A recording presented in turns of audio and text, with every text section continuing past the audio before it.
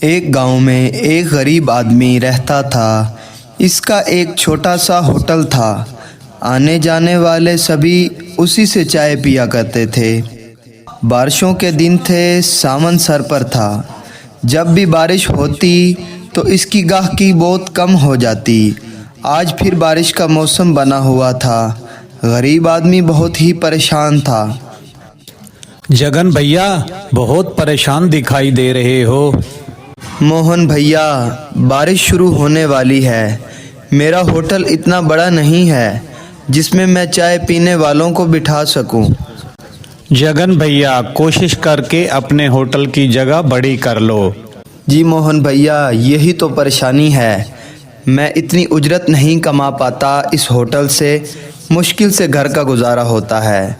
Hotel को बड़ा करना तो दूर की बात। जगन भैया, हमारे गांव के जो सेठ साहब हैं उससे कुछ पैसे उधारे ले लो और थोड़ा थोड़ा करके उसे लौटा देना। मोहन भैया, बात तो आप सही कर रहे हैं। क्या सेठ साहब मुझे पैसे उधारे देंगे? जगन भैया, मांगने में कौन सा हरज है।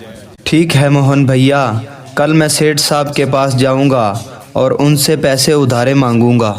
जगन अगले दिन सेठ साहब के पास जाता है और सेठ साहब से पैसों की तलब करता है।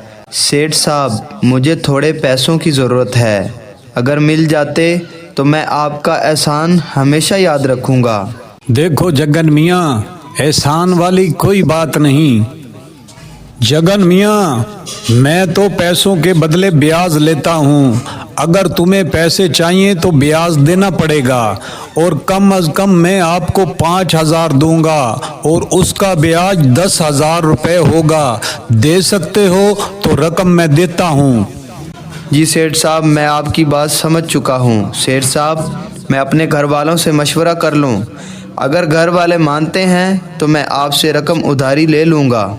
जगन सेठ साहब से इतनी बात करके अपने घर की तरफ जाने लगता है।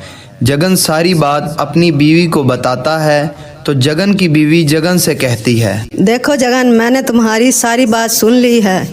देखो जगन, ये रकम बहुत ज़्यादा है। अगर ना दे पाए तो हम सड़क पर आ जाएंगे। इतनी देर में बाहर बारिश होने लगती है। बेगम, बारिश शुरू हो चुकी है। अगर जल्द कुछ ना किया तो क्या होगा, तुम अच्छी तरह जानती हो। जगन मियाँ, ऊपर वाले पर भरोसा करो, वो सब कुछ ठीक कर देगा। जगन बीवी की बात मान जाता है। अगले दिन जगन बारिश में अपने होटल पर जाता है। जगन जैसे ही होटल पर पहुंचता है और देखता है एक दो ग्राहक ही खड़े हुए होते हैं। उनमें से एक ग्राहक जगन को बोलता है, जगन भाई, तुम्हारी चाय बहुत अच्छी है मगर बैठने की जगह नहीं है। हमें खड़े होकर चाय पीनी पड़ती है। देखो भाई, मैं सबसे बार बार यही कह चुका हूँ। मैं चाय के पैसे बहुत कम लेता हूँ। मेरे पास इतने पैसे नहीं हैं जिससे मैं होटल को बड़ा कर पाऊँ। चाय पीने वाला आज उसे चाय के डबल पैसे देकर जाता है। ये लो जगन भैया, मैं तुम्हारे होटल को बड़ा तो नहीं कर पाऊंगा मगर चाय के पैसे डबल दे रहा हूँ। जगन चाय के डबल पैसे देखकर हैरान हो गया।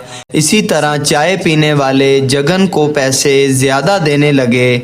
दिन गुजरते गए, जगन के पास बहुत ही ज़्यादा पैसे जमा हो गए। बेगम, मेरे पास अब अच्छे खासे पैसे जमा हो चुके हैं। अब मैं आहिस्ता आहिस्ता बड़ा होटल बनवाना शुरू करता हूँ।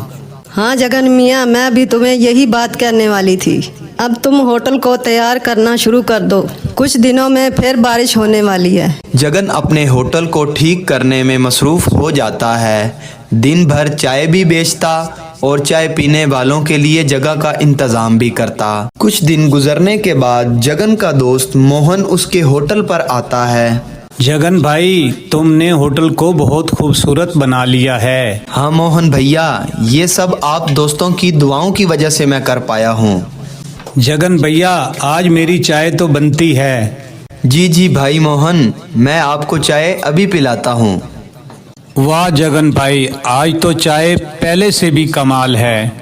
जगन भाई, मैंने तो चाय वैसे ही बनाई है जिस तरह मैं पहले बनाता था। इसी तरह सभी चाय पीने वाले जगन को मुबारकबाद देते हैं और चाय की बहुत ही तारीफ करते हैं। जगन खुशी खुशी अपने घर जाता है और सारा माजरा अपनी बीवी को बताता है।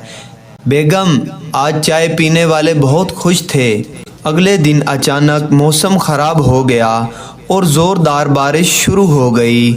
आज जगन कोई परेशान नहीं था, खुशी खुशी अपने होटल पर जाता है, चाय पीने वालों के लिए चाय बनाता है, अपने नए होटल को देखता है और ऊपर वाले का शुक्र अदा करता है।